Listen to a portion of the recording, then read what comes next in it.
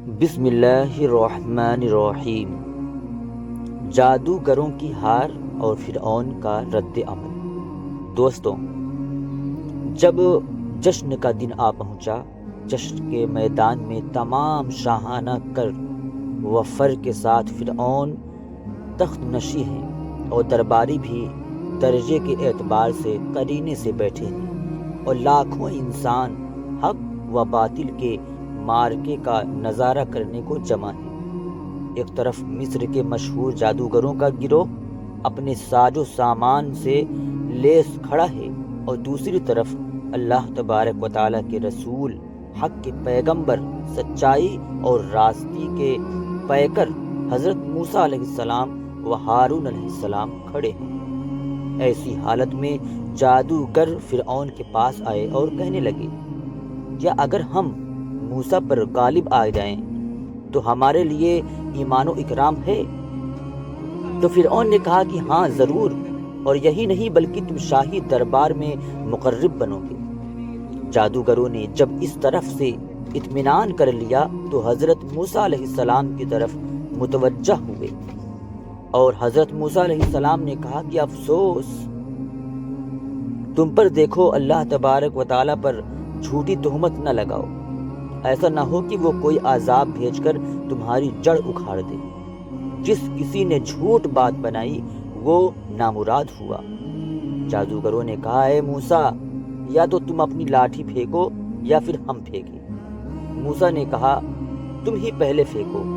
پھر جب جادوگروں نے جادو کی بنائی ہوئی لاٹھیاں اور رسیاں پھینکی تو لوگوں کی نگاہیں جادو سے مار دی اور اپنے کرتبوں سے ان میں دہشت پھیلا دی، اور بہت بڑا جادو بنا لائے۔ اور اس وقت ہم نے حضرت موسیٰ علیہ السلام پر وحی کی کہ تم بھی اپنی لاٹھی ڈال دو۔ جو ہی انہوں نے لاٹھی پھینکی تو اچانک کیا ہوا کہ جو کچھ جھوٹی نمائش جادوگروں کی تھی سب اس نے نگل کر نابود کر دی۔ بس کیا ہوا کہ حق قائم ہو گیا اور وہ جو عمل کر رہے تھے باطل ہو کر رہ گیا۔ بس اس موقع وہ مطلوب ہو گئے۔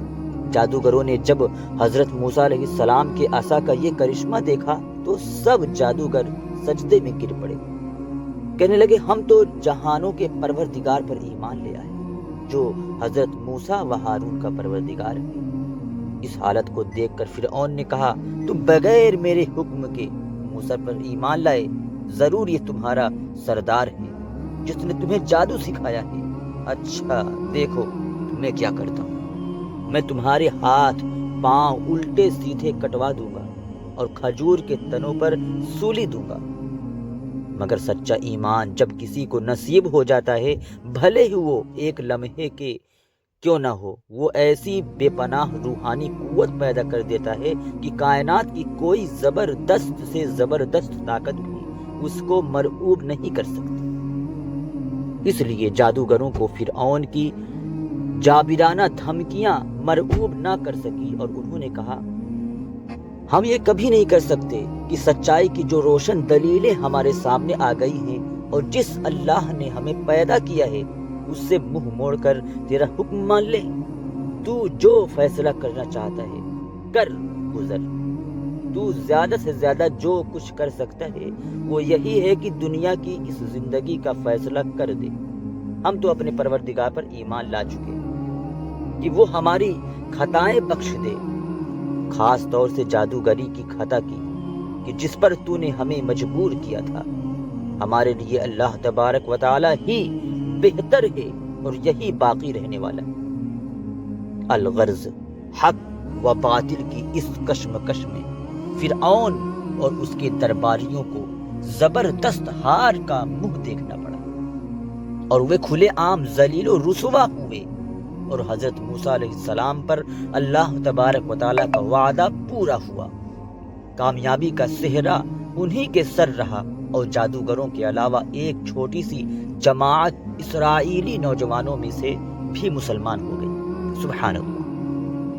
پھر حضرت موسیٰ علیہ السلام پر کوئی ایمان نہیں لایا، مگر صرف ایک گروہ جو اس کی قوم کے نوجوانوں کا گروہ تھا، وہ بھی فرعون اور اس کے سرداروں سے ڈرتا ہوا کہ کہیں کسی مصیبت میں نہ ڈال دے۔ دوستوں، حضرت موسیٰ علیہ السلام کی اس محدود کامیابی سے متاثر ہو کر اس فرعون کی قوم میں سے ایک جماعت نے فرعون سے کہا کہ کیا تو حضرت موسیٰ علیہ السلام اور اس کی قوم کو یوں ہی چھوڑ دے گا کہ وہ زمین یعنی مصر میں فساد کرتے پھریں اور تجھ کو اور تیرے دیوتاؤں کو ٹھکرا دیں؟ فرعون نے کہا، ہم ان کے لڑکوں کو قتل کر دیں گے اور ان کی لڑکیوں کو باندیاں بنانے کے لیے زندہ رکھیں گے۔ یہ فرعون کا دوسرا اعلان تھا جو بنی اسرائیل کے بچوں کے قتل سے متعلق کیا گیا تھا۔ دوستوں، اب ہم جانیں گے کہ بنی اسرائیل کی بے چینی کیسی۔ تو دوستوں، حضرت موسیٰ علیہ السلام کو جب فرعون اور اس کے درباریوں کی بات چیت کا حال معلوم ہوا تو انہوں نے بنی اسرائیل کو جمع کر کے صبر اور اللہ تبارک و تعالیٰ پر بھروسہ کرنے کی تلقین کی۔ بنی اسرائیل نے سن کر جواب دیا کہ حضرت موسیٰ علیہ السلام، ہم پہلے ہی سے مصیبت میں گرفتار تھے، اب تیرے آنے پر کچھ امید بدھی تھی، مگر تیرے آنے کے بعد بھی وہی مصیبت باقی رہی۔ یہ تو سخت آفت کا سامنا ہے۔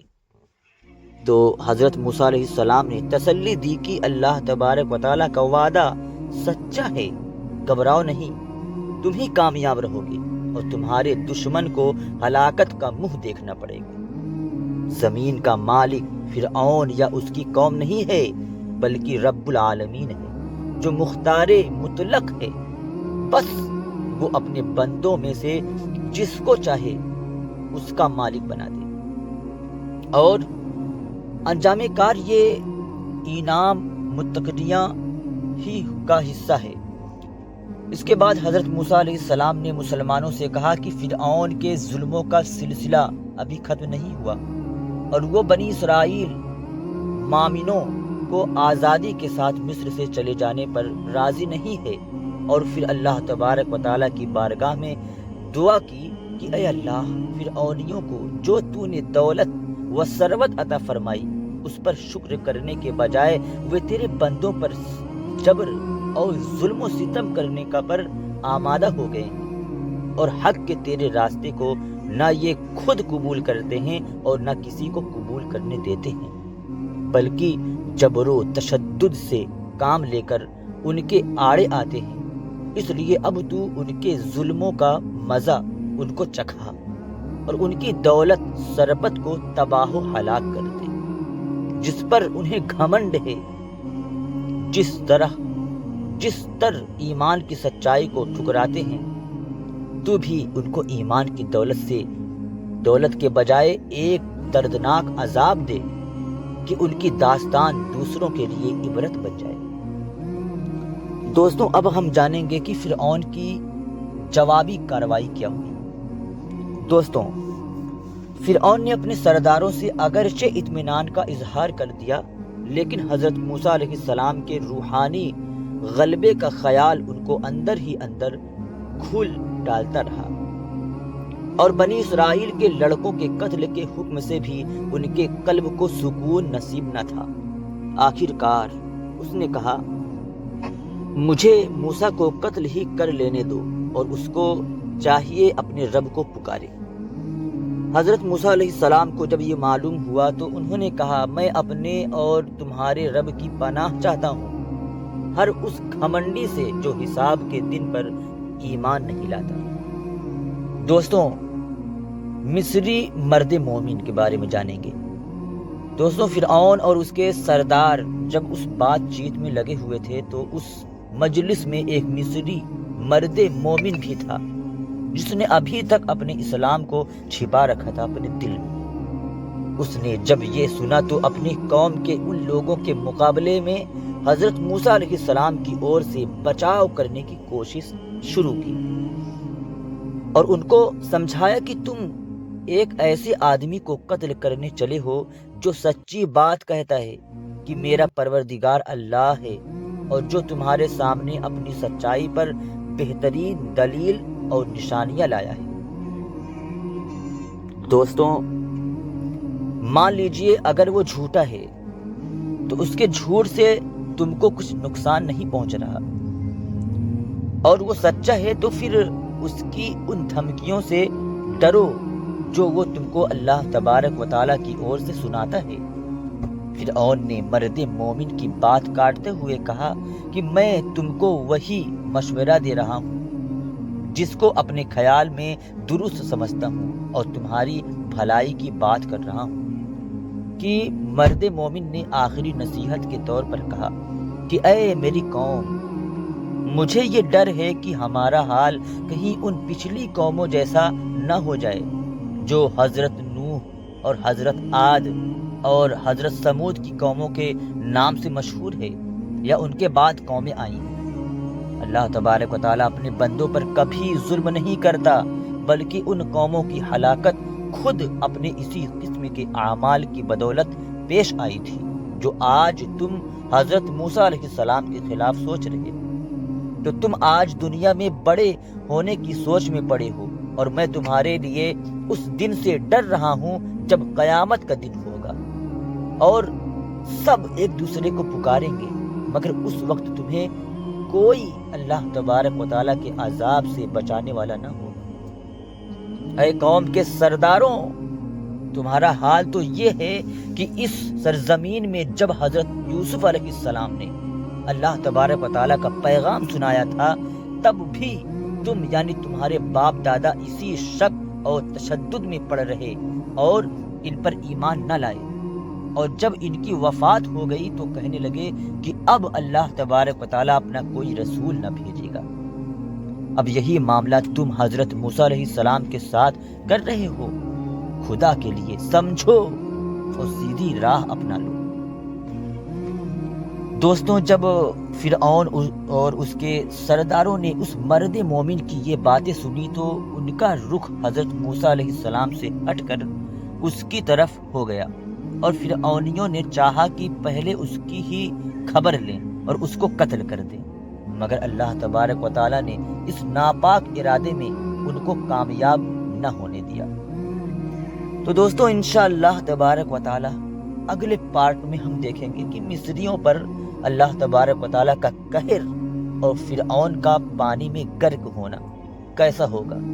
تو چلیے ملتے ہیں اگلی ویڈیو میں، تب تک کے لیے خدا حافظ۔ ویڈیو اچھی لگی ہو تو ایک لائک اور کمنٹ اور اسے زیادہ سے زیادہ شیئر کر دیں، اور مزید ایسے ہی ویڈیوز روزانہ دیکھنے کے لیے ہمارے چینل کو سبسکرائب کر دیں۔ شکریہ، خدا حافظ، السلام علیکم ورحمۃ اللہ وبرکاتہ۔